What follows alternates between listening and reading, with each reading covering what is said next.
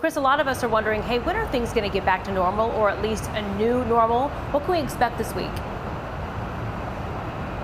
Well, Carol, we know that disaster declaration was extended. It was supposed to expire today, but it was extended another month by the governor. Now, that does not include the state version of the stay-at-home order. In fact, Governor Greg Abbott said that this week he wants to start looking at a plan to eventually reopen the state's economy. The disaster declaration, what that does is it allows the state to dip into certain resources such as the strategic national stockpile. That helps with medical supplies. It also kicks in certain legal provisions against things like price gouging and other issues we typically see in crises like these.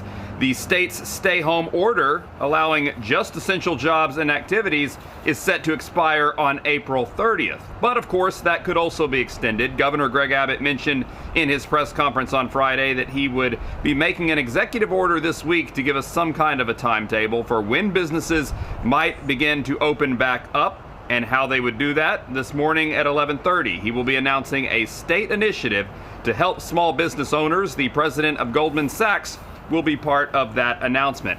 White House Health Advisor Dr. Anthony Fauci has cautioned against opening things up too quickly, but yesterday he did say there is cautious optimism that if we continue on this trajectory with infections, we could start see things open up next month in May. Of course, that will be a slow process. He said it would not happen overnight. In fact, it might depend on locations, just where the virus and these infections are most severe. And